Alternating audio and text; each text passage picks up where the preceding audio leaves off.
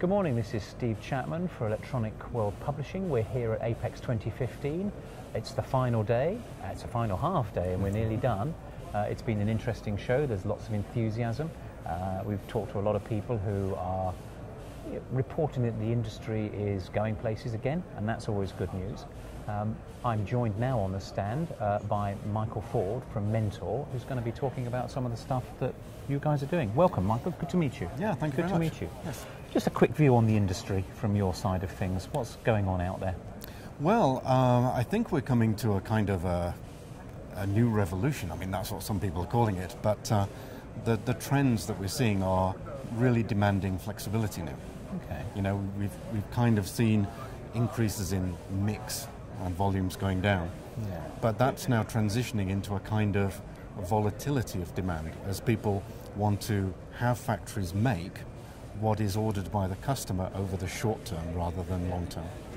Yeah, so that's a bit of a challenge, isn't it? Because how do you plan for that? Well, this is it. I mean, the surface mount machines, there's like a rule. Yeah. The rule is that the more change there is, the lower the productivity. That's true. So, you know, you kind of have a high volume line running at 80% efficiency, that's great. Then you introduce a few more models into the mix and you're suddenly down to 30 or 40%. So you've halved the output of the factory. And so, you know, there have to be some very specific techniques applied to surface mount that would enable you to get back to that 80%. So, now, on the basis that you've analysed this and studied it, I'm going to suspect that you've kind of got a solution for it, or for part of it. Yes, you know, there's been a solution for different parts of it for a long time. I mean, if you go out and you would like to buy a kind of scheduling package that would make your production follow the customer needs, that's a simple piece of software that's been available from many different suppliers over a long time. If you want to look at your SMT machine and reduce the changeover time by making common feeder setups, that also has been available from many people from a long time. What is different, however, today is that we need to put those two things together. Because if you were to prioritize the feeders first, that may not match what the customer wants. If you were to look at what the customer wants, that's not going to match what your engineers made with the common setups. So what we need to do is to put those two things together into one optimization. So this is crossing streams, if you like, of engineering. Yeah, it is. Because you've got the surface mount programmers on the one side and the schedulers on the other.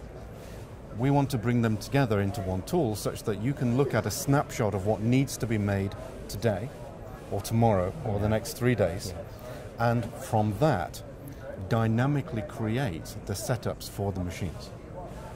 So it's kind of a way to introduce a certain amount of agility. Is one way. I mean, that's my own word. No, that is exactly right. Because what it means is that the customer can be in a position where they come to the factory and say, look guys, my order for 500 units now is going up to 1,000. Yes. Sorry, but I need you to respond to that.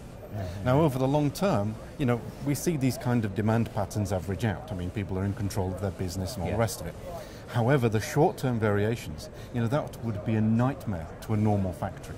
But a factory that can react through this dynamic planning, plus, for example, tools such as lean materials, so that the materials on the shop floor are only those that are needed, it means that the factory can change their plan dynamically as the customer changes their mind.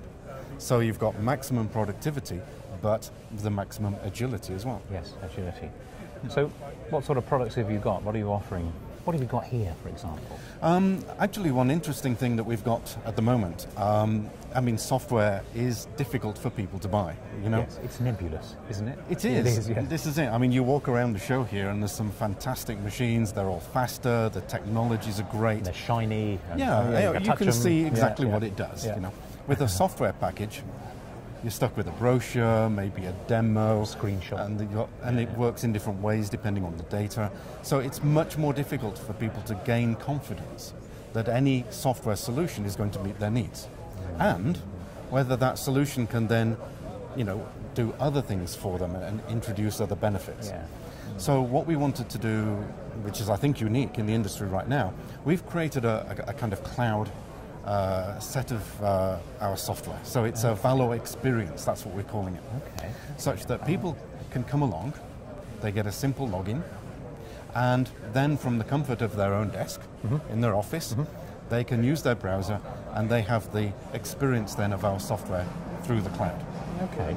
Yeah, so that's an unusual thing. I mean, because a lot of stuff is going up on the cloud, but actually, I guess they get to use it in their own time and in their own way. Well, this is it, and we want to show our full software. We don't want to hide anything. We don't want to kind of steer people down a pre-programmed path. People want to really see how the software works, for them. Yeah. And so, we're very confident that our software will add the value and that people will see that. And so, yeah, we're happy, and we've done it, and we hope. I think it's for the first time anybody's done that in this industry. I can't think of anyone else, no. And the customers like it? Have you been showing it to people? Everyone happy? Oh, yes. Yeah. The feedback we've had from the first people using it has been great. No suspicions, nobody looking over your shoulder. Oh, I want to see this, and that's true. Yes, yeah. You're not trying to tease them down one particular path. No, don't press that. No, just go off and have a go. Yeah. That sounds excellent. I mean, it sounds like 2015 is going to be a promising year for the industry. But you guys, I'd like to hear more one day about how that cloud stuff goes. So, Michael, thank you very much for taking the time and coming along and chatting to us. It's been great to meet you. It's my pleasure. Thank you very much indeed. Thank you. Thanks.